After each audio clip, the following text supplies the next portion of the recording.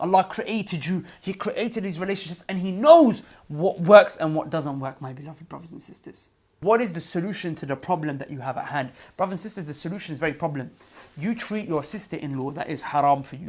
You treat your cousin who is haram for you. Your auntie who is haram for you. You treat these people in your family.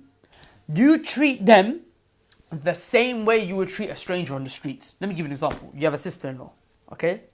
Your sister-in-law, how would you treat another woman on the street? You lower your gaze. You don't touch her. The Prophet ﷺ said, to touch the hand of a woman who's haram for me, it's more beloved for me to stick an iron needle through my head. The Prophet said this, it's more beloved for me to stick an iron needle through my head than to touch the hand of a woman who's haram for me. So don't no more shaking hands with your sister-in-law or your cousins or hugging them or your aunties that are haram for you. There's no more of that. You can't do any of that anymore. You can't. The Prophet said, sisters, your cousins and your brother-in-laws, don't beautify your speech to them. Like Allah subhanahu wa ta'ala said in the Quran, do not beautify your speech. Don't speak in a nice, hey, hi. Don't speak in that way with these men. Maybe you don't have an ill intention, but Allah said perhaps he has a perversion in his heart. So you speak to him very direct. Assalamu alaikum. You say what you need to do within the correct circumstances, family gatherings, family environment. You do it, but you don't meet up alone. You don't sit together. Why don't you sit together with your brother-in-law or your sister-in-law? Because the Prophet said, no two people who are haram for each other sit together alone, except the shaitan is a third one in between them. He's trying to make you guys do haram. So, matter of fact, I take it back. I said you have to treat your these family members, your sister-in-laws, your cousins, your aunties, uncles who are haram for you. I said you have to treat them like you treat an outsider, right? Matter of fact, you treat them with even more precaution than an outsider. Because you're more likely to end up doing haram with someone who's closer to home, a sister or a cousin who's coming to your house every day, or you're going to a house and you're free and your boundaries are all mixed up. You're more likely to do zina with her or with him than you are with a random woman on the street. Because they're not so close to home. The guard is not so dropped. Does that make sense? So you don't look at them, you look down. Remember, if the first look, if it's accidental, no problem. Just look away. But the second look is from shaitan. Brothers, you have to treat them the same way, rather with more caution than you would treat someone who's outside in the streets. That's the solution. You want a solution? That's the solution, my beloved brothers and sisters. Now quickly, and at the end I'm going to give the answer to the brother's initial question. Now quickly, let's run through the Maharam chart. Okay, you can see this chart that's on the screen right now. Take a screenshot if you want, if you need, if it helps you, take a screenshot of it. Don't take a screenshot of my face though, please. Okay, so brothers, I'm talking to you first. This chart that you can see, this is for the men. In other words, brothers, these are all of the women that you're mahram for and the women that you're not mahram for. As you can see, everyone in blue is a man. So of course you can hang around with the men in your family. Homosexuality is a discussion that's beyond the scope of this video. But of course, it's not something that's permissible in Islam. So, provided you don't have homosexual tendencies, no problem, you can be with your cousin, you could be with your uncle, you could be with your auntie's husband, because there's no fitna for haram happening, okay? So everyone in blue is a man, no problem. Everyone in green that you see, you are mahram for these women. For example, your mom, your sister, so on and so forth. And they are specifically, the ones in green, are mahram through lineage. In other words, through blood. You're their mahram through blood. All of the women that you can see that are in yellow, you're also their mahram. But you're mahram for them through marriage. For example, your mother-in-law. No problem. Your mother-in-law, you're her mahram. You can never get married to her. So that's why she's your mahram. You can hug your mother-in-law. You can spend time with her alone, talk to her, have a nice, chat. No problem. Because they are mahram through marriage. Now let us go to the women that you're not mahram for. Now, brothers and sisters, notice on the list, all of the ones with the crosses through them, the red crosses.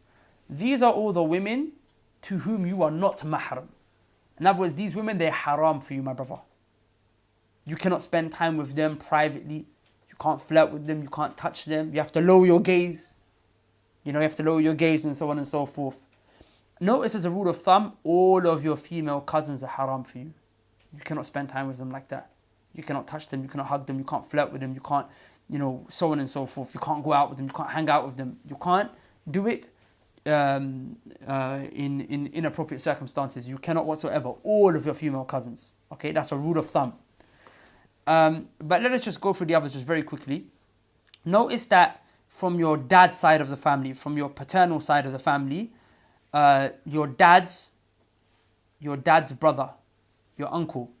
In Urdu, we would call him chacha or taya or whatever. Yeah, your dad's uncle's wife is haram for you.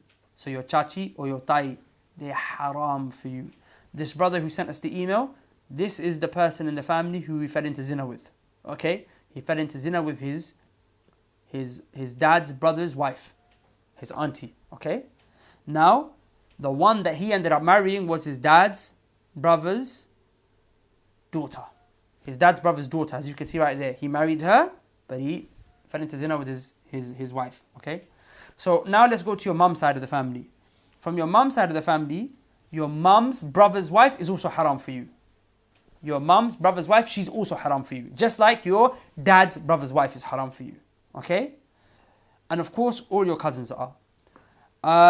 Now, your sister-in-law is again going to be haram for you. All your sisters-in-law are automatically haram for you.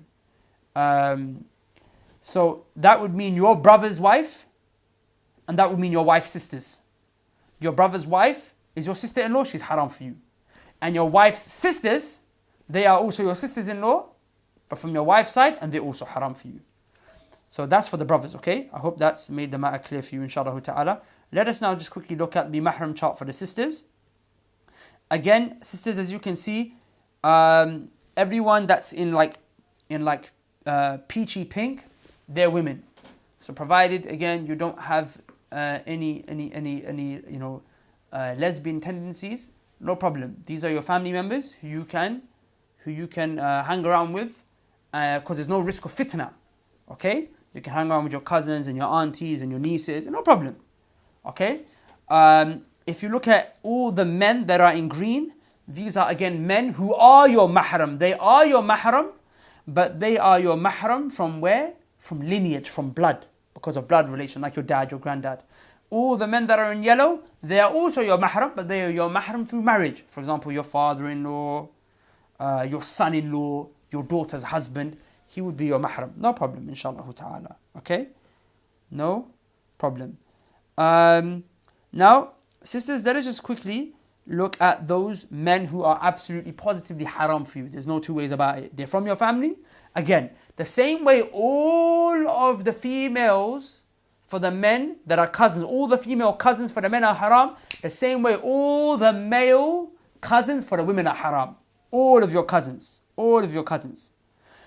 Now, your uncle, who happens to be your dad's sister's husband, he's haram for you.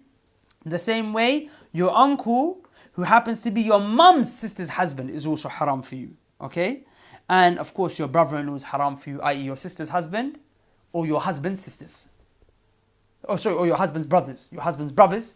Your brother-in-law, whether it's your sister's husband or your husband's brothers, they're haram for you also. So that's your Maharam chart. I just wanted to go through it so you guys can understand it a little bit better for yourselves. Write it down, take a screenshot of it, but don't take a screenshot of my face like I said.